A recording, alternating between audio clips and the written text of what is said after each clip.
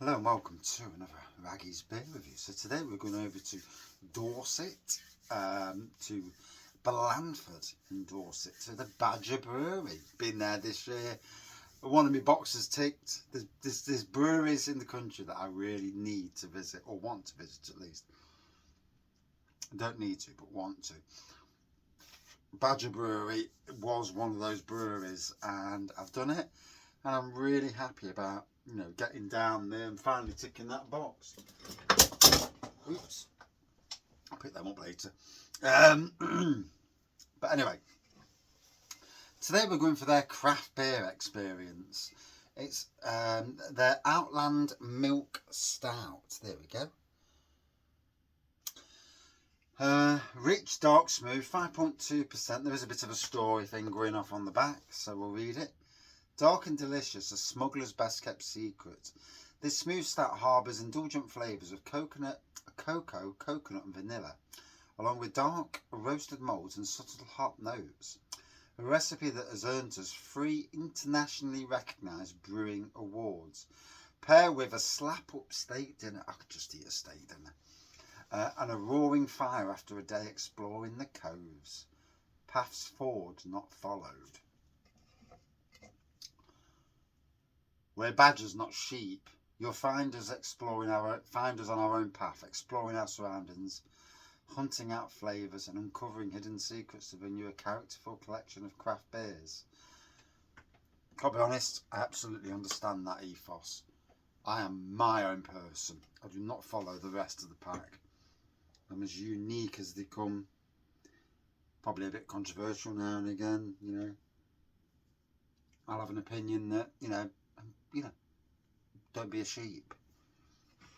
And I support Nottingham Forest as well, not Derby. Sorry to anybody who's a Derby fan. But when there's a sheep joke, you've got to get it in, haven't you? You know what I mean? You've got to go them in. And we're not going down that road. So anyway, yeah. I got this from the brewery shop. You've got to go.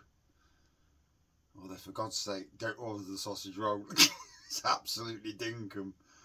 When it come, I'm like, is that it? I said to Andy, I said, you've got mine on your plate as well. That must be mine. And yeah, it was absolutely hilarious. It was about this big. I could have had mine, his and somebody else's. And then some. But anyway, yeah.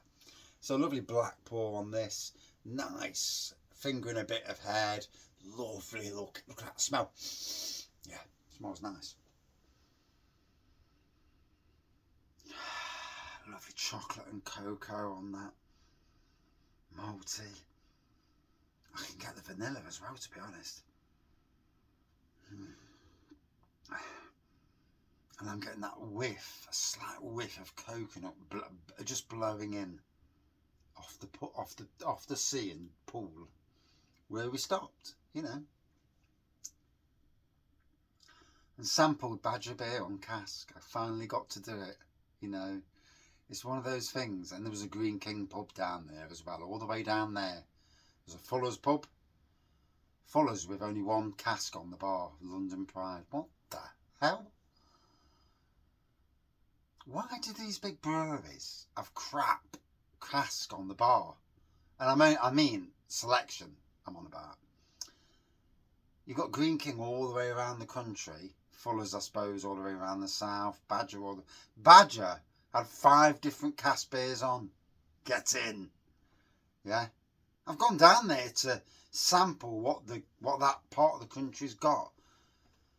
I don't want one chuffing beer, London Pride. And London Pride is not the best at the moment. I had it on keg at my site manager's wedding. And, well, yeah. You would not have wanted to see a review of that, because it would have been a very, very tough review. Yeah, I would not have been nice. It was disgusting. Anyway, on with this beer. Oh, coconuts reaching out now even more on the aroma. The air's hitting it and it's coming out. Let's get it in the belly. and then we can really see what it's like. Oh.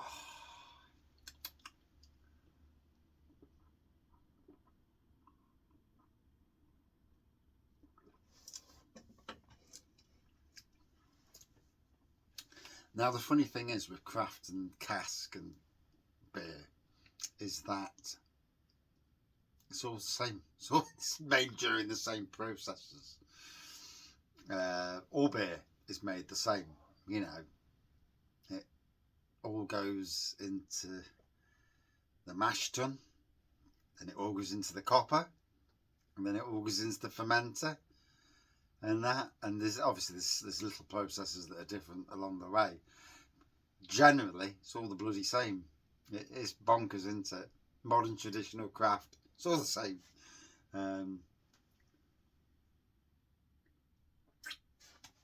the difference between craft and real modern traditional brewers isn't that much, really. It's our perception in some ways. We look at breweries and we think, yeah, they're more of a modern traditional brewery. And obviously some breweries are better at doing the modern traditional, and some are best left to that, and then some are better at doing the craft, obviously, and best left not to. Perceptions. Yeah. So today is, what's today? God, it's been a crazy blooming week. Tuesday. Wife's birthday tomorrow, so yeah.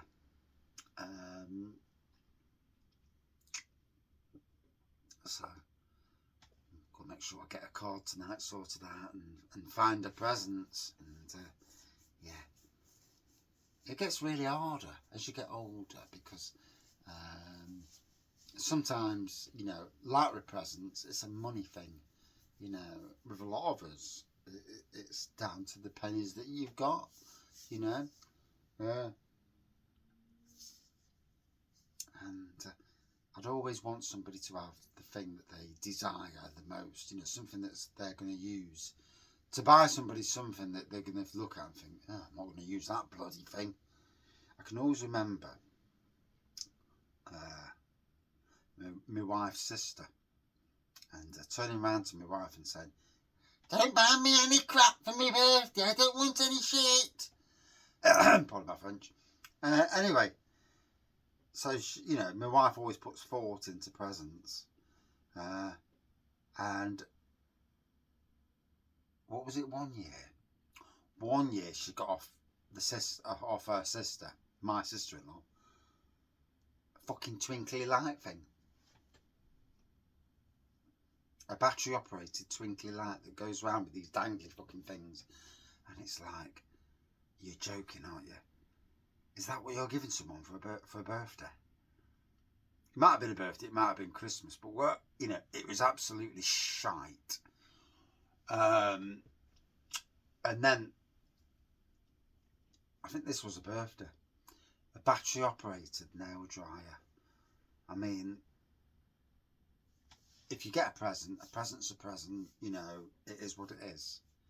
But when you've been bolshy and been a bit arsey and said, don't get me any crap, and then you give a battery operated nail dryer to somebody who doesn't really bother with nail polish, yeah, you're better off not giving anything and shutting your mouth in the first place and saying nothing than that. And yeah, families are funny, aren't they? You know, I'm sure all of us out there in beer review land have got families that we think, you know, family members that, one, you either don't talk to anymore, or you think, oh, for God's sakes, please don't come round the house. Yeah, I've certainly got family members like that. Yeah, my wife has as well. She's got family members like that. Thank God, my little unit, and that's me, my wife, my son, my younger son, my daughter, her husband, and the 2 grandkids. That is our unit. That is my family in my life. Everybody else is on the outer perimeter. There are closer people to that. There's like a secondary perimeter, and then there's the rest. And then, you know, but the family's first. Secondary perimeter is actually friends. The small circle of friends that we've got. And close family. And really, I do mean close family, not, you know. And then after that, and yeah. And in life, and work friends, good work friends, you know, that I actually trust, you know. Can you trust work friends all the time? I don't think you can. I don't think you can trust anybody too much. You know, you've got to be careful in life. The thing to tell people is to tell people something that you want to see if it gets back and goes around. And then you can say, it's good. You know what I told you? That was a pack of lies, that was. I just wanted to see if you spreaded it. He says, thanks for marking my card. Sometimes being a gardener is about sowing the seed. With a local brewery, I sowed a seed. And they showed their colours. And sadly, you know, I will not do... I may well review a beer of theirs because I'm doing it for a reason. But I know my card's been marked and I think, right, yeah, well, yeah, it is what it is. But anyway, I've gave that enough time to breathe, which was the hint, which is always the thing with my beer reviews. If I can, if I've got the time to do it.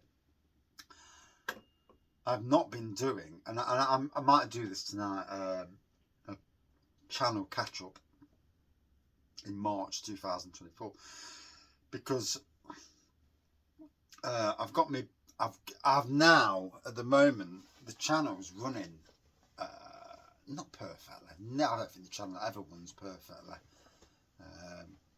but it's running, and I think a lot of the beers I review are not the mainstream super beers that everybody else reviews, or the latest flipping supermarket beers that are, one, expensive, you know, just as expensive as the beers behind me that I've got from local breweries. And I've got to be honest, that most of the time, the latest craft beers in supermarket are fucking rubbish. And I'd rather review a local supermarket, local beers from wherever local may be when I buy them. I'm going up to Cleethorpes and Grimsby this week. I've got a few breweries in mind when I'm there, and damn well going to make sure I get them beers. I've got pennies to get them. Well, hopefully. Depends how expensive they are. I'll get as many as I can. I'll try at least.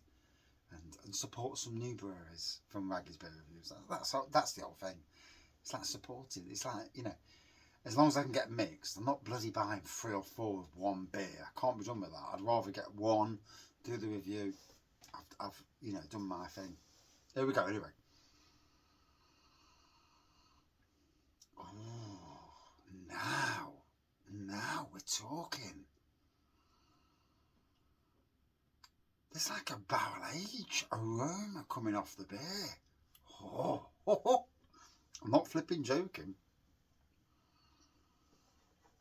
Yes. 13 minutes in. I'm getting like a bit of barrel. I'm not... Wow.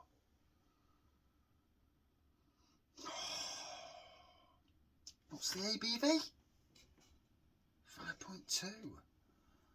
That is stunning. So it's got to more room temperature. The air's got to it. But the aroma, oh my gosh.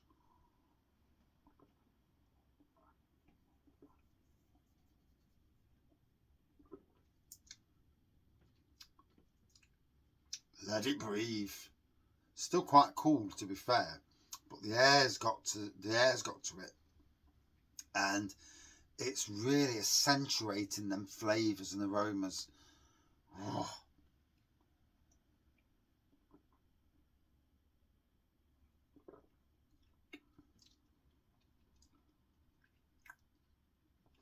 Coconut flavours really at the top now, and it does give off a barrel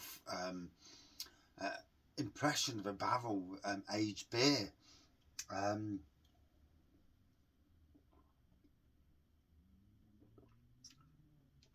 Drink warm, room temperature. Oh my gosh, you've got a beer of kings. Wow. Okay. That was stunning, stunning.